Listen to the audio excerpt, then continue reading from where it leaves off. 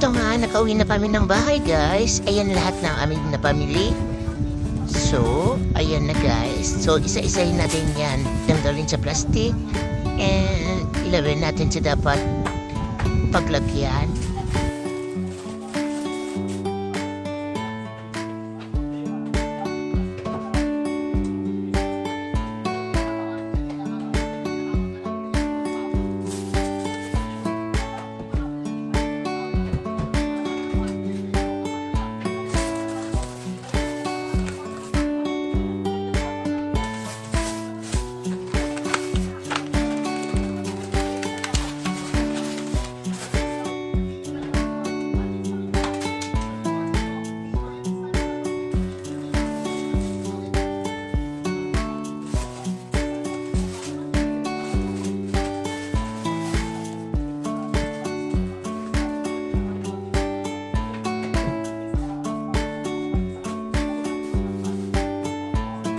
At ayan nga, inisa-isa po naglagay sa refrigerator ang mga vegetables na napamili namin and eggs.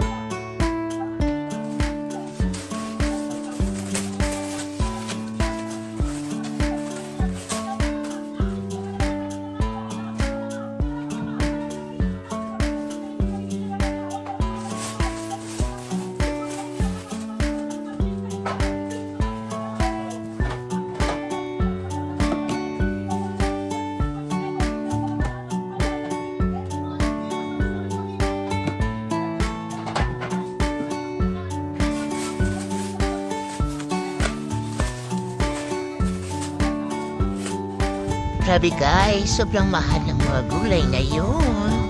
Kaya, tipid-tipid lang tayo muna.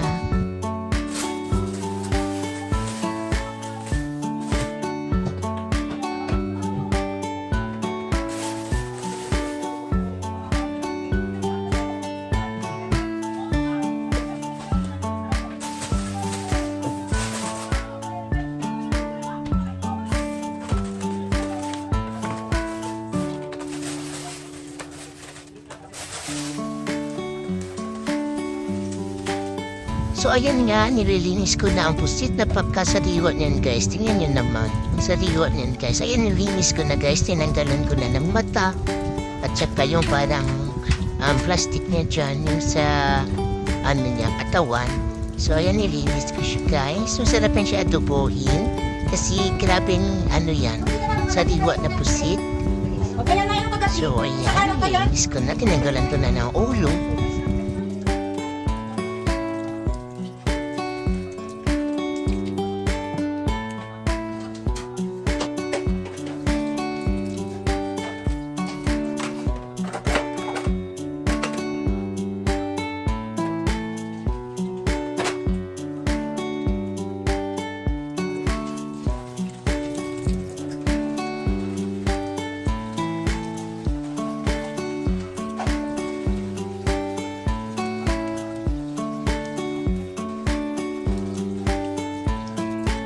Ayan guys, tapos ko na nalinis ang kusit. Dapat kapag nalilinis kayo, tanggal nyo talaga yung mga itim-itim dyan sa kanyang katawan na nakadikit. Kasi yan yung malangsa guys.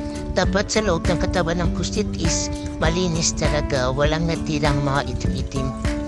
Pwera na lang yung niya, yung itim na panglagay talaga sa sa sabaw, yung color itim. Kasi yan yung masarap, lalo na pag adobohin. Yung color itim niya kasi sobrang itim na itim yun. Pero yung dyan sa loob, guys, yan like for example, yan ang kukunin nyo. Yan lang yung kukunin nyo para ihalo sa pagluto. So yan tinanggal ko nga kasi malangsa yung dyan, yung iba. So yan lang itim guys na ang i-separate natin. So yan, nakikita nyo, malinis na. So tanggalin nyo yan, yung mga napatikit-tikit dyan. Ayan. So yeah, ready to cook na yan.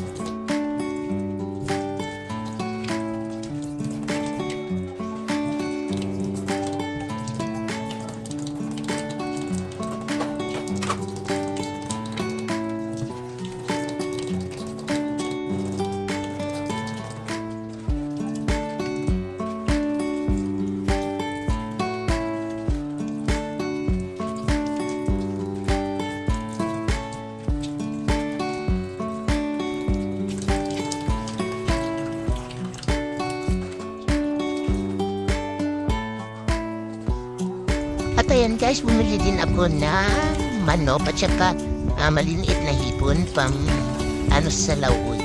So ayan yung manok guys. So yan yung favorite kong parts, chicken and yung wing part din.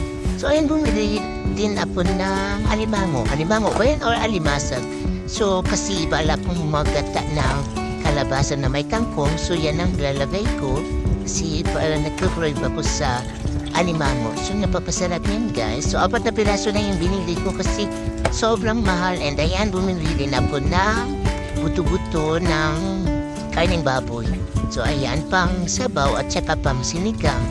At pwede rin ihalo sa munggo. So ayan. Kasi napakamahal guys. Kahit na buto-buto lang. So ayan na, nilagay ko na sa isang lagayan. And ayan, bumili din ako ng pork chop para pamhalo sa mga gulay. So napaka-tipid lang talaga ang pamimili guys. Kasi grabe, dollar talaga ang mga bilihin. So ayan, tapos ko na. So nalagay ko na sa lalagyan. Then ilalagay na natin sa refrigerator. Ayusin lang natin. Ayan. So ayan, diyan ko pala inilagay yung mga nagpamili guys sa mga container ng ice cream. Kasi marami kaming container yung ice cream na walang laman. So diyan ko lalagay. So akala ninyo may lamang ice cream ha? Wala, puro isda lang yan dyan at mga karne and mga seafoods. So ayan. Thanks for watching guys. Bye.